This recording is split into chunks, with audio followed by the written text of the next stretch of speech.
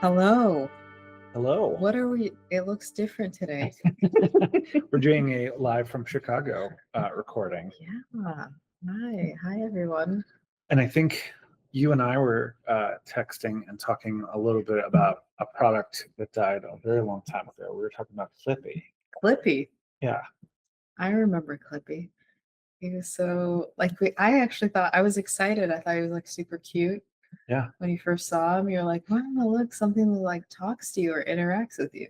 And I recall that you could also switch it. It could also be a dog, right? Like they made it like a dog version, and they made other little versions of like little weird kind of badly animated characters, Right, Like little sprite characters. Yeah. I don't remember changing my character. Did you? I just kept it as like the I mean, what is that called again? Do you remember what it's called now? It was called an assistant, right? It was called Right. it was the Microsoft Assistant. I mainly remember, I think I remember like viewing it and viewing the options of it, which I think the options of it allowed for you to maybe change the character. I might be misremembering it. Yeah. And then but then mostly I think everybody did what they could to turn it off because it became really annoying. It did? Yeah. No way. Microsoft makes something that's annoying?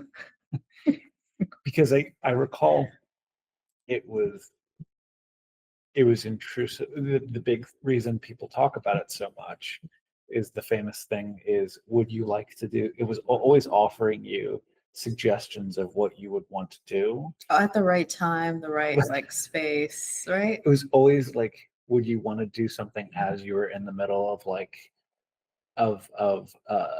in a completely inappropriate way, right? Like as you're trying to work or you're trying to like write something or do something, and then suddenly you're getting this injection of this like little animated character popping up and like saying, hey, do you want to do X, Y, Z, Y, and Z? Yeah, when I feel like there's like a certain generation that will only know what we're talking about. Probably everyone over at least over the age of 30, 35. I was thinking 35, but yeah. Millennial, like elder millennials and up, right? Yes. Probably. Right. And so what we've been, at least like when I've been, just kind of going through and learning a little bit more about why this is coming up currently. Why is this, why are we bringing up Clippy these days? So people are, the article that you mentioned that you sent was talking about how the feeling was that is AI and are the applications of AI, is this just a new iteration of Clippy? Because they were referring to Copilot and a couple of other products that are starting to use AI in intrusive ways that are not helpful to the users. Yeah, I feel like I was when I was reading the article, it kind of brought back like a feeling of like that was, almost like a dark UX pattern or something, right? It was highly intrusive in your way. It was not built in a way that was predictable. I think it was maybe the first time we interacted with it was awesome. You're like, oh my God, it knows I'm typing up a letter. Right. Yeah, but after a while, you just knew like this thing has no idea what it's talking about. So a similar tool to Clippy, it's also like it enters the realm of like what we often encounter, which are in UX, and a lot of the products that we've talked about on this show are like similar, which is like solutions that are in searches of problems versus problems that then have technology built to like address solutions. And one of the ones that you and I were talking about just before was Rabbit AI as well. Oh, that's right. Rabbit AI was the idea of having an AI assistant that you would pin to yourself, pin to your badge. You would be carrying it on your chest. It was a like a sticker, like or a what lapel, was it? like a big lapel. But you would pin it. It was a magnet that would magnetize onto the top of your chest. And but you referenced it to like a Star Trek or something. Like a Star Trek badge. Yeah. But it had a light, and one of the demos, it shows whomever was in charge of it. It was from the company, I think was called Humane AI, and they were showing it projecting onto your hand. Yeah. Well, I don't know. I feel like immediately, most of us in UX know immediately what accessibility problem this creates, which is that we have hands. Yeah. Not everyone has hands. Sure. Right. Yeah. Well, yeah. Plus, it's like, it's, I felt like even when I saw the demo or saw like the interface Yeah. when it was projecting on a hand, Yeah. like the readability was awful. Yeah. Like you could not see. Not a great idea. It was just, it didn't make any sense. Like I felt like it may have just like, conquered one requirement on the product doc. Well, and it also like, I mean, even thinking about the idea that you would project onto hands, yeah, like the low visibility, Yeah. like you're like relying on like how, I mean, Perfect lighting. I don't know. perfect What are you light, supposed to do? perfect lighting, or like a lot of darkness around you to be able to see it. Wasn't it doesn't- like you were supposed to even like be able to click on your hand to control the device? I don't I thought recall. I okay, don't yeah. know. I thought I remember. recall seeing that and it showing like the projection onto your hand as like a way for it to show items. I don't recall it in terms of like any type of interface onto your hand. Yeah, maybe I'm thinking about something else that, it was like a concept of like a phone where you didn't have to actually pull it out of your pocket. It had like something to also to do with your hand, and it was the interface. They were. This is one of the big critiques of it when The Verge and like other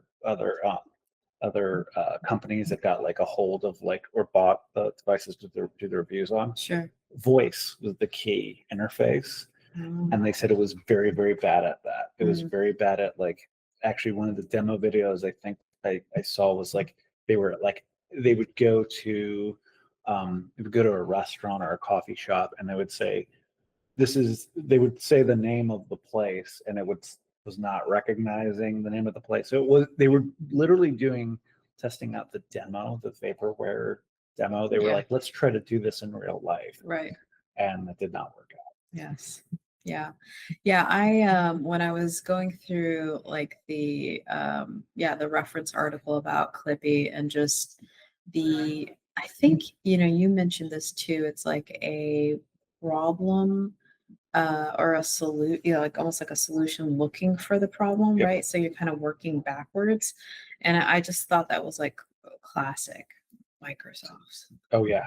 I mean, classic Microsoft, and also with Microsoft, there's a big article that talks about product Word, why Word is such a awful product. And we could do episodes on episodes on episodes and Yeah.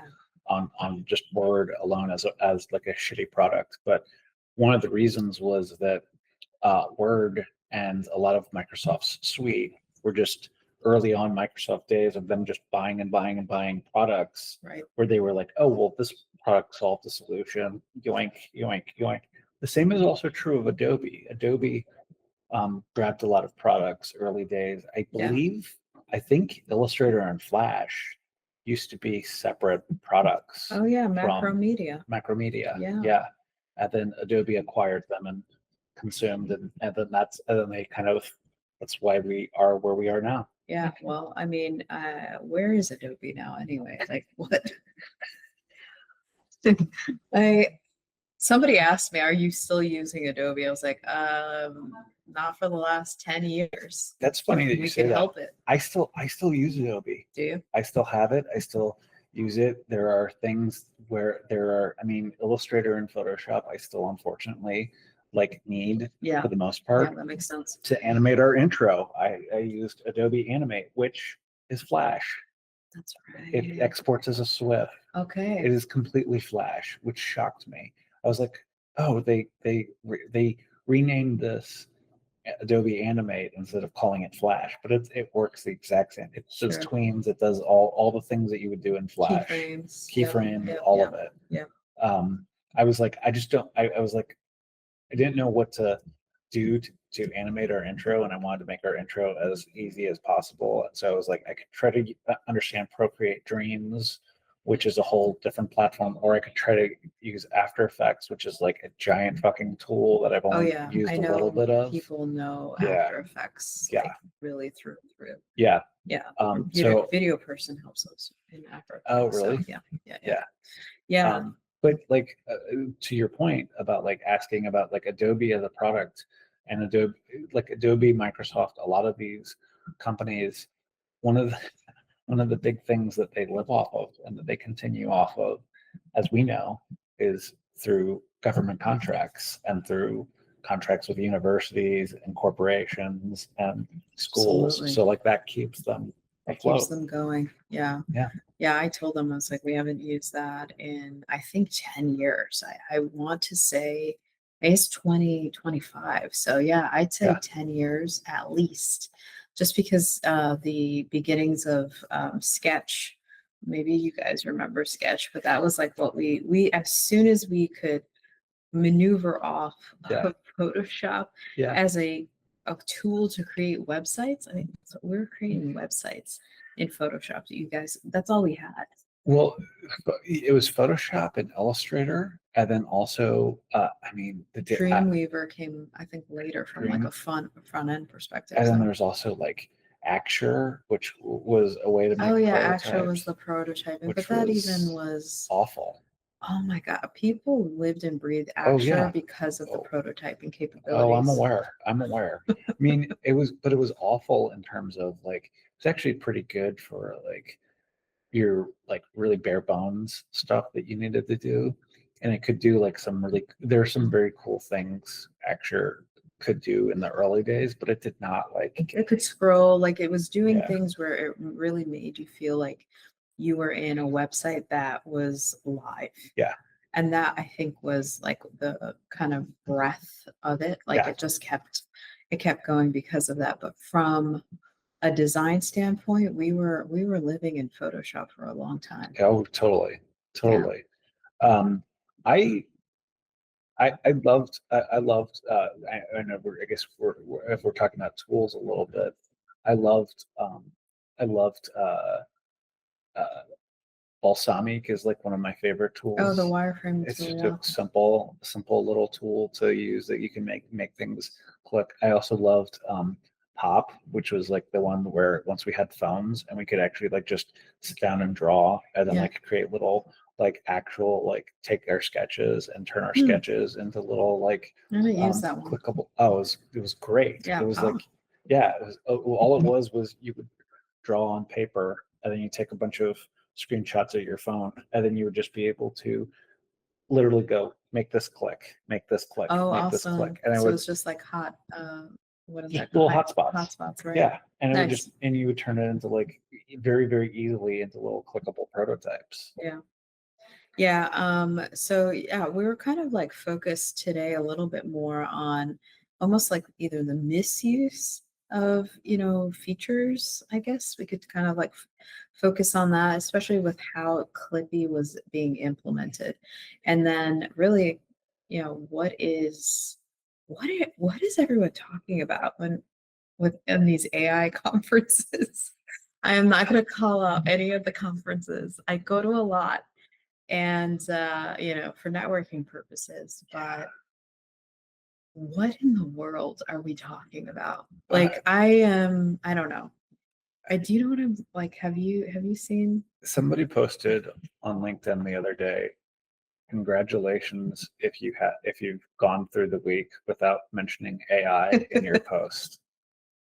Like, and I know we are falling into this trap ourselves, like Of course. talking about it, but like You're talking about it right now. right. But like the AI slop is now like, unfortunately it's becoming all consuming and it is becoming something that so it's now becoming a problem for YouTube because YouTube is apparently getting just devoured up by all of this. So is TikTok. All these people are like making weird cat videos and weird like whatever nonsense videos. Oh my God, just like, like know it all, or, like, oh, like here's like the oil you should be using, right? It's like on anything, Well, like random. and they're also like using it to spread complete and total nonsense, misinformation Yeah. about things from things happening in wars to natural disasters to Or like the Cracker Barrel logo thing, wasn't that like also Right. just being spun up from just bots? bots. Yeah.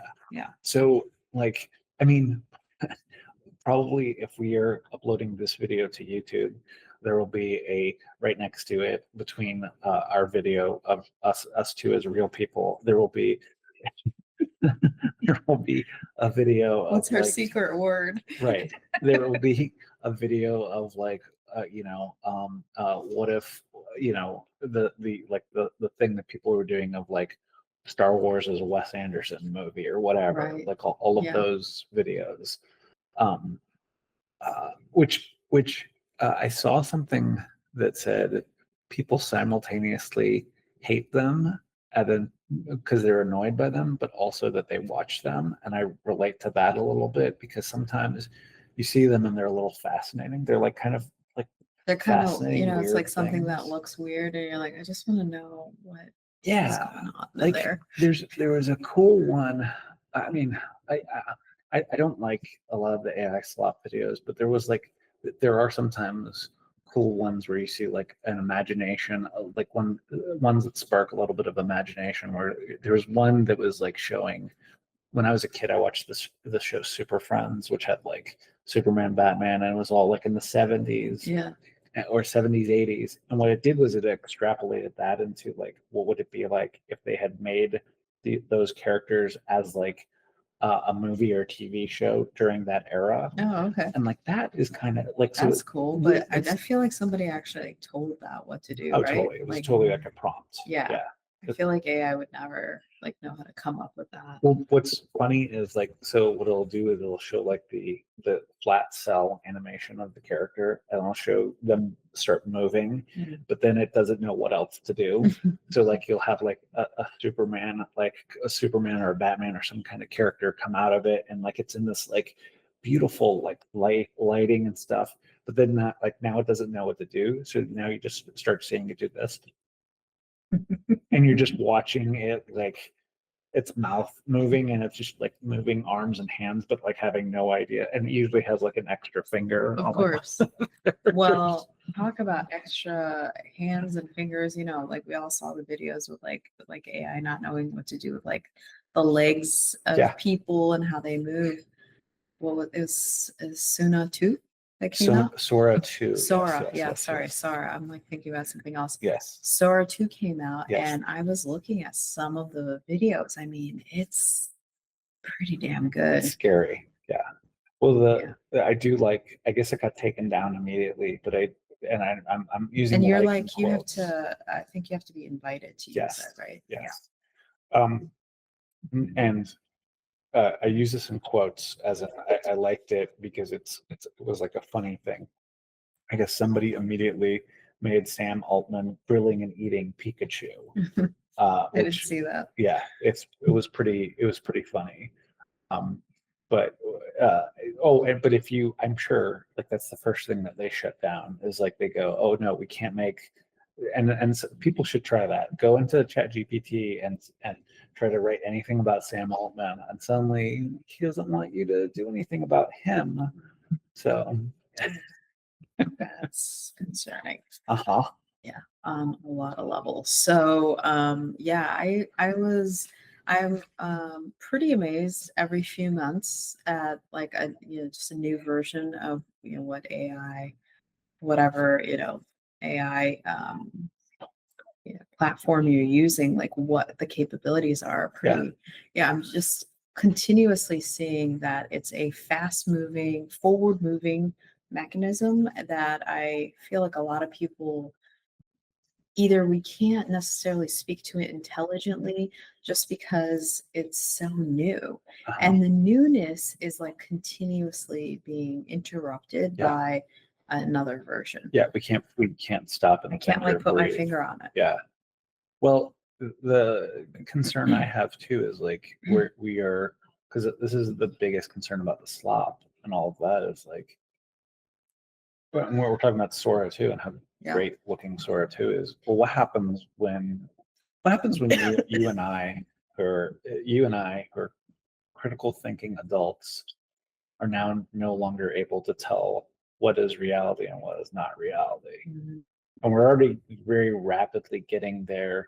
The one, I think the video that I think has most where I was like, oh, I did not even clock it at all as being fake was Yeah. the bunnies on the trampoline. Oh, did you? Yeah, when I saw that, there's a lot of people that did not like look at that and say, like, oh, that's AI. I mean, I mean, The only reason I knew is we had a bunny, like when the uh-huh, girls were growing up, we yeah, had a bunny. yeah, It never like we had stuff like that. It never did that. So yeah. I I was like, mean, oh, that looks strange. And plus there was like a lot of them.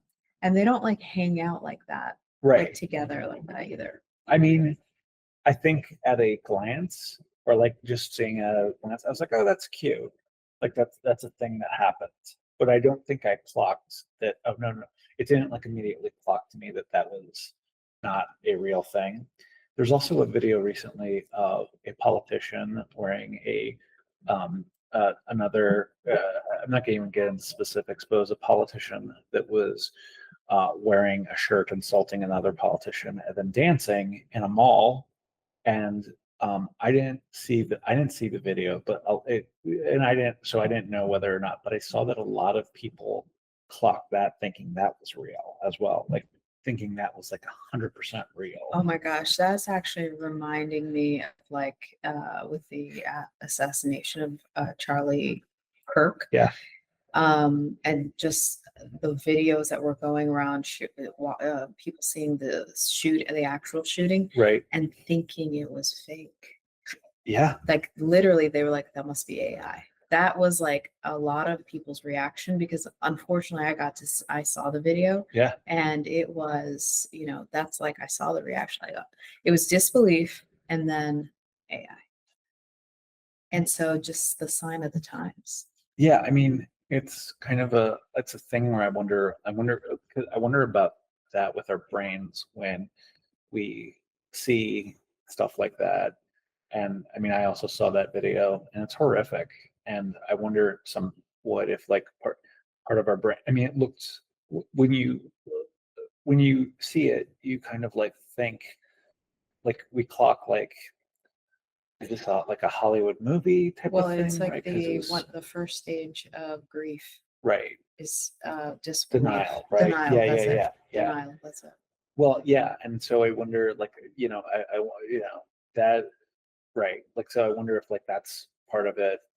Um, Yeah, it's It's dangerous, you guys. Like I'm just the more I'm thinking about it from that realm, it's like I mean, we have cameras, we have audio, we have such like there's just accessibility to all recording devices, but instead of things being more transparent, I'm just getting even more confused. mhm, That's what I'm feeling. Like instead of us thinking, oh, if we could, recorded history, if we only had a video camera and like we could actually see these events, we know that they're real. And now we're like we're going backwards because we don't even know how to make sure or validate a real life event versus something that's been manipulated. well, and I also like this gets into like a larger topic, but like what we see and what we view in the US is so edited down anyway. Hmm. Like when we go overseas, and if you go overseas and you watch any kind of like news coverage, they often show It's more raw. violent events and they often show what has happened.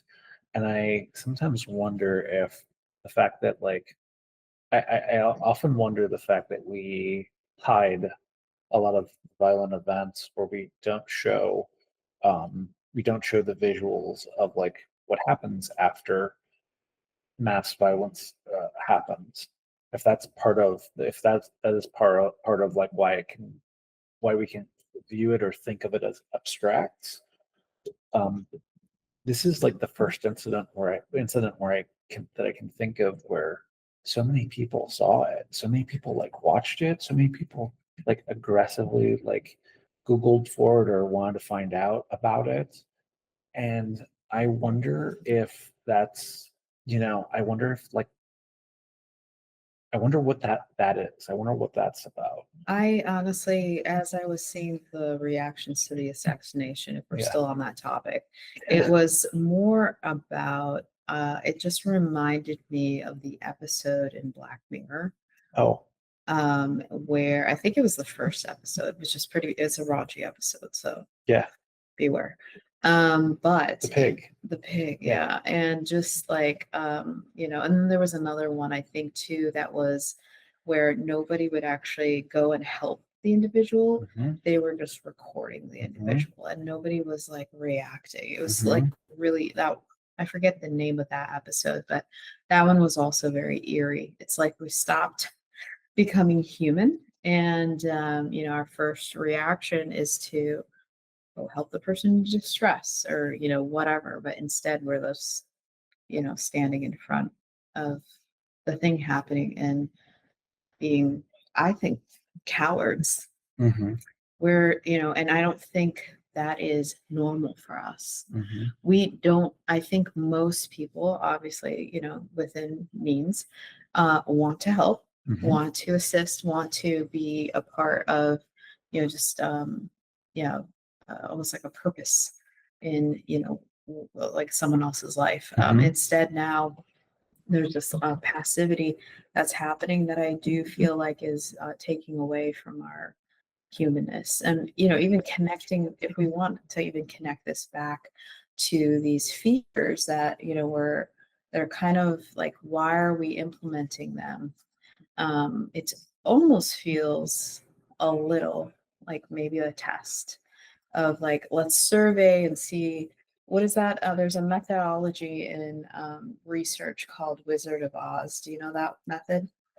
Yeah, I think I know what you're talking about. It maybe jog my memory a little So bit. Wizard of Oz is a research feature, and I think it was exclusively used in web implementation. And I was just wanting to see, is this a feature you'd be interested in? So it's like for using a way of knowing if people would kind of raise their hand, say yes, I'd use this, or I click on this feature and we use that. And so I think the way we've used it is to garner interest in like a feature like something auto payroll. Yeah. And so if a lot of people would click on that button, but obviously the feature wasn't real, we knew, hey, there were out of 3,000 users, Yeah. maybe 500 of them actually would have clicked on this and used it. I think that's also known as a 404 test. Where it's because it's a blank page afterwards, right? So it is just basically there's to your Wizard of Oz is there's nothing behind the curtain, right? Yeah, It's like there's nothing. It's not ready it's not a yet. thing. You're just We want to know if you would you like want it. that thing. Yeah, like Yeah. raise your hand. Yeah. We were talking about, you and I were talking about, and one thing that I wanted to mention as well is you and I were talking about as we've been talking about LinkedIn, we are also talking about maybe in a future episode talking to some recruiters and maybe right, yeah. Speaking of research, doing a little bit of showing a little bit of UX methodology in this through this podcast. I think we should do a bunch of showing off the user research methods. Yes, there's so many. Yeah, I think maybe over 50 that I can think of off the top of my head that we can see. There's at least 34 because there's or maybe that's inaccurate. There's Luma methods, which is looking, understanding, making, which is part of the Luma methodology. Yeah. They have 34 methods. And maybe, and they can be used in different parts of the UX process. So they might be repeats. So maybe it is about 30 then. Yeah. Yeah. I would love that just because that would actually teach and show, just how UX is implemented within like a product lifecycle. Well, and it's also like something where we, as looking at like the murder mystery aspect of this show and thinking about that, like part of if we're being detectives and we're trying to figure out what happened and what what occurred that caused the death of some of these products, or Yeah. why are these products not working? Like, we have suspicions, so like, let's talk to some of who we think witnesses might Yeah. be, right? Yeah. And in LinkedIn's case, you and I both know from the UX side, but I would be really curious. I've heard that the recruiters are having a hell of a time on LinkedIn. So I'd love to like confirm that and confirm that that's true. Yeah, I think that would be another idea too, is how AI is sifting through, the first stage of looking at resumes. Mhm. And so you're kind of tossing out people who may not be accurately like represented in a ATS, generated resume. Yeah. Yeah. So I was thinking, Brian, what would you like? How would you approach like this topic of features that maybe haven't been necessarily like thought through from a perspective of user research, or maybe it was just this kind of idea that comes from leadership. Yeah. What do you do in cases where there's like full steam ahead, but you are unsure if this feature or product is the place to go? It's a great question. I think if so, there's a unique opportunity, I think, in 2025 that I would put this way. If you are part of a C-suite, or if you're you are like one of the companies that has this like product or feature, or has this like hot idea that you want, you can. One of your options is, and one of the option that you'll be told by the rest of the C-suite, and probably by your CTO, and one of the common things you could do is just start hiring up a bunch of developers, and you could start building this product, right? That will be a huge sunk cost, and Sounds like you're burning dollar bills. you're going to just start burning money, right? Benjamins. Whereas right now, you could hire the fucking Yankees of UX professionals together. You and I probably, if we think about it, and if we were like if a company came to us with like a hot idea and like some VC money, and was like, we think this product is, or we have this idea about a product, you and I would be able to like staff up a fucking excellent team and be able to like validate. First off, start off with validating that is an actual problem that the product will solve. Yeah. And then be able to save them money and de-risk their entire product and shift gears potentially. Will probably increase the ability to go through and like be able to patent something that was unique or interesting, to actually solve a real user problem. But like the opportunity now is just huge to be able to do that. And you could, I mean, I don't know, like you could hire for, I don't know what, 600K. You could probably hire like, 5 or 6 UX people, and for a year, to like be able to like start For to, a year. yeah, That's for a what he said. year, Yeah. to like be able to think. I mean, that's nothing compared to like what a lot of these companies are investing, right? And you could, really you could really start to figure out like what is unique in the market, where does your product fit, how is your product, what's the competitive advantage of your product versus other products. And it can be any type of product. It could be a physical product. It could be a product that is a device. It could be a product that is an application. It could be a product that is, a drink, a sparkling beverage, right? Right. Like, so that's kind of, that would be the approach that I would take. Mm-hmm. Mm-hmm. Yeah, I mean, I think it would be, especially if you're kind of mid-market or enterprise. I mean, 600K is, it really is. It's a drop in the bucket.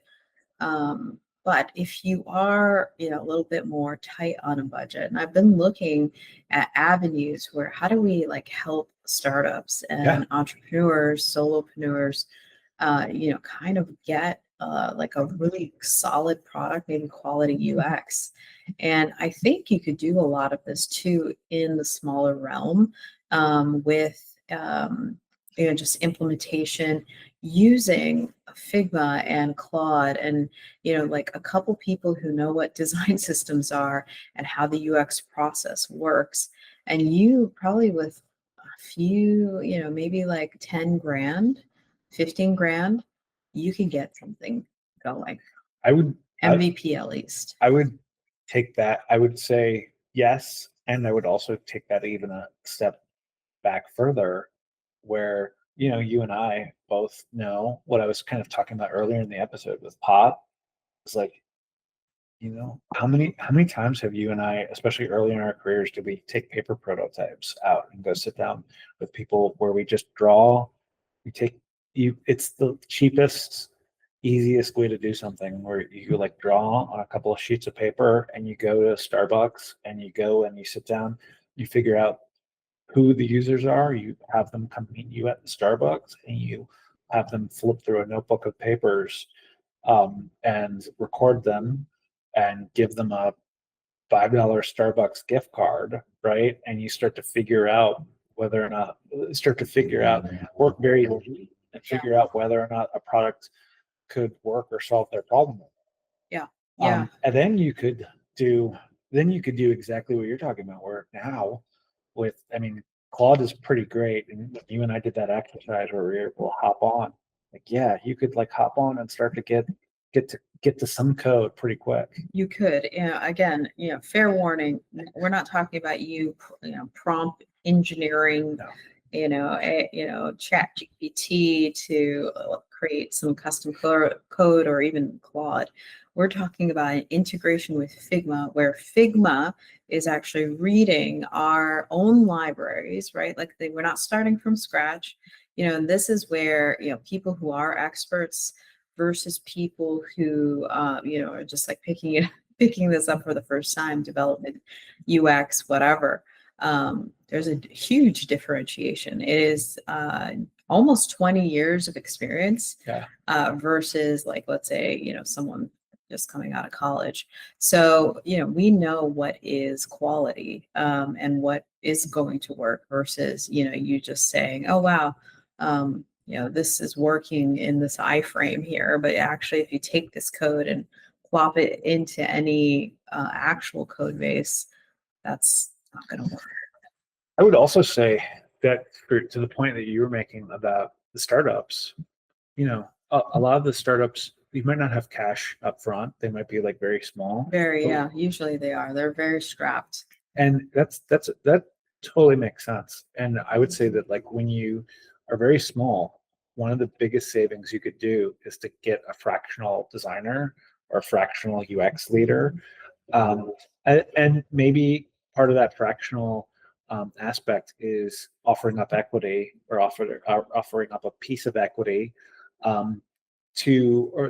offer up equity instead of paying everything up front. So that way that gives you a further runway. Mm-hmm. And it also makes it so that your fractional UX leader will also be more invested in wanting you to succeed as well. Yeah, I think that's right. That's a good point. Is this whole fractional like gig economy that we're in these days is, I think, just another place, just another way to pivot and maneuver. So, we could probably think about like how just traditional corporate America is run. You could bring in like a boutique agency, on a project and really see like the quality of work that you have, right? And so I think those are things that we should, also entertain, especially, if you're listening to this and you do work for a larger corporation or, are in a mid-market company, or even if you're just starting up and you may have gotten, I don't know, like some sort of deal where, a VC has kind of backed you up and you're looking to really like start to hire some quality A players. Because I think what will happen is obviously with the Microsoft and the way Clippy was implemented, it is going against, what traditionally I think is user first, right? Like looking at people as the the way and the source of how to build your product versus usually people are thinking developer first, right? Like bring in developers and have them, run the show. I've never understood that, like just to be honest, especially when you have people who are strategic and can, kind of interview folks and really derive some really good ways to create a blueprint for what it is that you're building versus, shooting in the dark with a development team. I think oftentimes, I think what happens with the development team and why they hire the development team ahead of time is because it becomes a way to further secure funding, where it becomes like, let's get a proof of concept out, or let's get something visually that we can see, or something that they can stand up, and something that they can then talk to, shop around and try to sell. Yeah. And so it's live on a site. Yeah. So it Yeah. often doesn't matter whether it's actually, so I think oftentimes they move forward with like, hey, we have this idea for a solution. They generally scrap it too. That's the Yeah. problem. They scrap it because it's impractical in, so many ways. And so it never actually stands.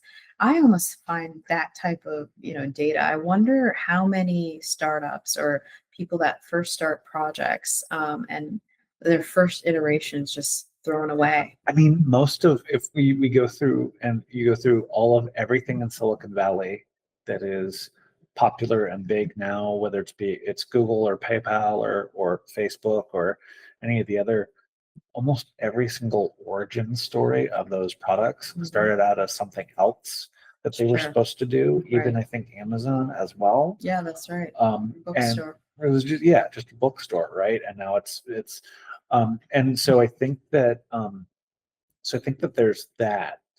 And then they shift gears.